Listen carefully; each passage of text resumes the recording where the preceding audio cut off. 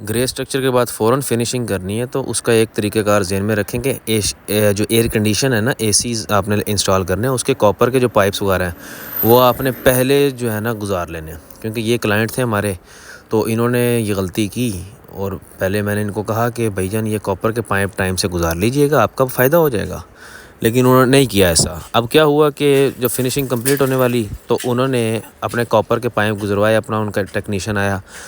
हुआ क्या कि जब इंस्टॉलेशन कर ली, उन्होंने पाइप वगैरह गुजार लिए, तो एसी भी फ़िट कर दिया उन्होंने। और जब गैस ऑन की तो पता लगा गैस में पाइप लीक थे, जो ना पाइप लीक कर गए थे, बेंड जहाँ बेंड आता है ना वहाँ पे लीक कर गए पाइप।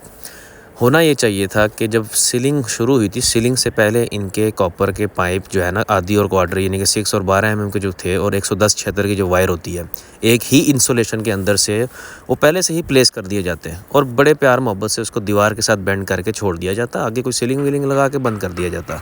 जब इंडोर इंस्टॉल होता तो वो ईज़िली कनेक्ट करके अपना काम चला लेते, लेकिन उन्होंने ऐसा नहीं किया। उन्होंने जब सारी वो मोल्डिंग वर्क हो गया, पेंट वर्क हो गया, अब क्योंकि हमने तो तोड़ फोड़ नहीं करने देनी होती अपने काम की, क्योंकि हम इस तरह अलाउ करने लग गए क्लाइंट्स को कि हाँ ठीक है आप लाएँ, तोड़ फोड़ करें, चले जाएं, कोई मसला नहीं, ऐसा नहीं होता।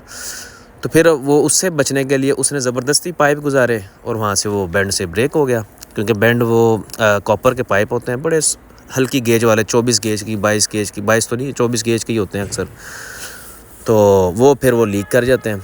तो आपने ये हरकत नहीं करनी है। आपने क्या करना है कि अपनी फिनिशिंग के टाइम पे सबसे पहले कॉपर के जहाँ आपने एसी लगाने हैं, इंडोर और आउटडोर के जहाँ से आपको तो पता होगा ना कि इंडोर मेरा यहाँ लगना है, आउटडोर यहाँ, क्योंकि आपने ग्रे स्ट्रक्चर में ड्रेन वगैरह भी रखवाई हुई है, उसके जो है ना दूसरे पाइप भी रखवाए हुए हैं पीवीसी वाले। तो आपने बस वो लाना है और अपने टेक्नीशियन को बुला के पाइप गुजरवा के छोड़ देना। समझ रहे हैं बात? तो मसला नहीं होगा। लेकिन इन केस ऑफ जैसे जिस तरह ये कि अब ये वेल्ड करके वो जो है ना ओरिजिनल फिटिंग की ऐसी तैसी कर रहे हैं, ऐसी तैसी तो नहीं, ठीक ही कर रहे हैं बेचारे, क्योंकि इनका भी जो है ना मसला नहीं है। क्लाइंट को समझाना ज़रा मुश्किल होता है चीज़ें अक्सर। तो आपने ये गलती नहीं करनी, गलतियों से सीखना चाहिए। मैं वीडियोस बनाता हूँ, मेरा मकसद होता है ताकि आप लोग ये अपने काम में गलती ना करें।